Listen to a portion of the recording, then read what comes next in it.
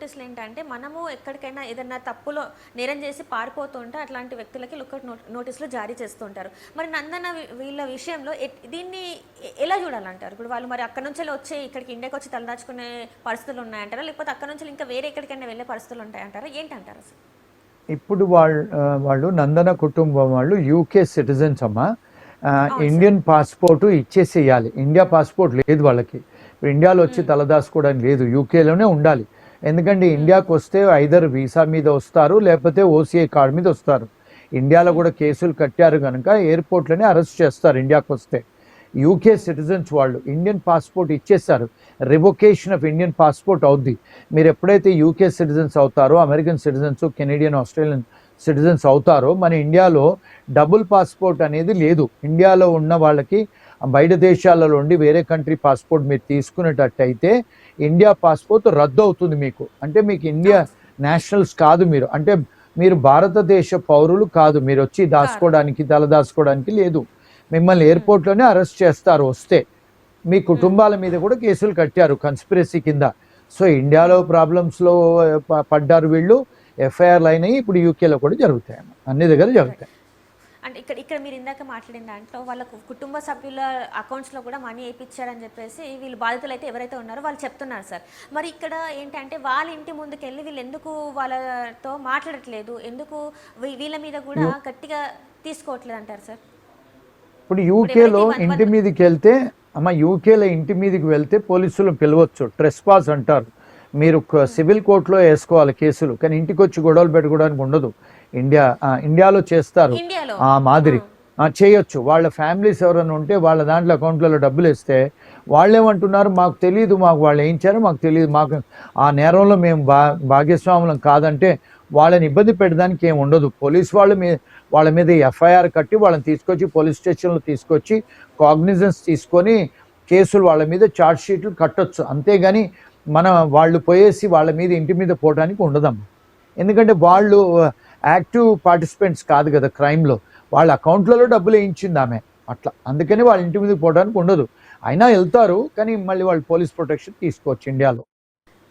అదే సార్. ఇప్పుడు ఏంటంటే ఇక్కడ చాలామంది చెప్పేది ఏంటంటే, మేము వాళ్ళ అమ్మ నాన్న అకౌంట్లో కూడా మేము మనీ వేసాము, తను చెప్పింది మేము వేసామని చెప్పేసి చెప్పారు.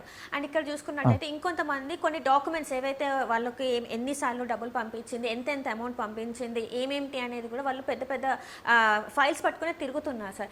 ఇవన్నీ ప్రూవ్ అవ్వడానికి ఎంత టైం పట్టే అవకాశం ఉంది సార్? ఎందుకంటే ఇది ఇప్పుడు వాళ్ళు ఏంటంటున్నారంటే, మేము 20 లక్షల దాకా ఇచ్చేసాం ఆల్రెడీ, మేము చాలా ఇబ్బందులలో ఉన్నాం, మమ్మల్ని ఇప్పటికీ ఇంకా అంటే ఒకసారి 15 లక్షలు ఇచ్చాము, ఒకసారి 5 లక్షలు ఇచ్చాము, ఒకసారి 10 లక్షలు ఇచ్చామని చెప్పేసి వాళ్ళు మాట్లాడుతున్నారు సార్.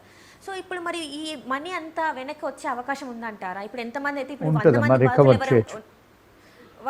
రికవర్ చేయొచ్చమ్మా, రికవర్ చేయొచ్చు. మరి యూకే లా ప్రకారము, ఇండియన్ లా ప్రకారం కూడా రికవర్ చేయొచ్చు. 10 సంవత్సరాల శిక్ష ఉంది వాళ్లకు. యూకేలో వాళ్ళు ఇమిగ్రేషన్ కంప్లైంట్ చేస్తే ఇమిగ్రేషన్ వాళ్ళు టెంపరీగా ఉండటానికి కూడా వెసులుబాటు ఉంది. టీఆర్ఎస్ అంటారు, టెంపరీ ప్రొటెక్షన్ స్టేటస్ కూడా ఉంది. మళ్ళీ దాని తర్వాత రేపు వాళ్ళు కోఆపరేట్ చేసి ఇంతమంది ముందుకొచ్చి వాళ్ళు నేరం ప్రూవ్ చేయగలిగితే వాళ్ళకి ఇండెఫినిట్ లీవ్, అంటే హ్యూమన్ రైట్స్ కింద కూడా, లేబర్ ట్రాఫికింగ్ కింద, స్లేవరీ కింద వాళ్ళకు పర్మనెంట్ రెసిడెన్సీ వచ్చే ఆస్కారాలు కూడా ఉన్నాయమ్మా. వాళ్ళు ఏదో చెప్తే అవ్వదు, ఎందుకంటే law is law for everybody. అర్థమైందమ్మా? సో మేము ఎప్పుడో చేసాము, ఎప్పుడు చేయలేదు, టీవీలలో వచ్చి యూట్యూబ్లలో చెప్పి ఇన్స్టాగ్రామ్లో చెప్తే చెల్లనేదమ్మా. అది కేసెస్ అన్ని ప్రూవ్ చేయొచ్చు. వీళ్ళందరూ చేస్తున్నారు, చేయొచ్చు. దాంతోపాటు యూకే లా ఏమంటుందంటే ఇంట్రెస్ట్ కూడా అడగొచ్చు. ఇంట్రెస్ట్ 8% ఇంట్రెస్ట్ కూడా అడగొచ్చు. మీరు శాలరీస్ కూడా అడగొచ్చు. మీరు ఎమోషనల్ డిస్ట్రెస్కు, పెయిన్ అండ్ సఫరింగ్కు యాక్చువల్ డబ్బులతో పాటు లాయర్ ఫీజులు కూడా అడగొచ్చు అమ్మా. ఇవన్నీ అడగొచ్చు. ఇవన్నీ కూడా ఇస్తారు కోర్టు వాళ్ళు కేసులు వేస్తే. సార్ ఇంతకుముందు ఇలాంటి కేసులు ఏమైనా మీరు చూసారా సార్? అంటే ఇప్పుడు చేసామమ్మా, ఇంతకుముందు చేసామమ్మా. యుఎస్లో చేసామమ్మా, యుఎస్లో చేసాము, అన్ని కంట్రీస్లో చేసాము, రికవర్ చేసాము. చాలా మంది బాధితులకు పచ్చ కాగితాలు, గ్రీన్ కార్డు కూడా ఇప్పించామమ్మా మేము. సార్ ఇందులో అంటే ఏంటి సార్ ఇప్పుడు వీళ్ళ ఉద్దేశం ఏంటంటారు అసలు? ఇలాంటివి ఇప్పుడు ఈ కేసు అయితే అని తెలిసి కూడా ఏ ధైర్యంతో ఇలాంటివి చేస్తూ ఉంటారు సార్ మరి వీళ్ళు? వైట్ కాలర్ క్రిమినల్స్ అంటారమ్మా వీళ్ళని. ఇప్పుడు నీరవ్ మోడీ ఉన్నాడు, ఇప్పుడు కింగ్ ఫిషర్ ఓనర్ ఉన్నాడు. వీళ్ళందరూ ఎందుకు చేశారు? వీళ్ళందరినీ కార్పొరేట్ ఫ్రాడ్ అంటారు. వీళ్ళని కార్పొరేట్ ఫ్రాడ్స్టర్స్ అంటారు.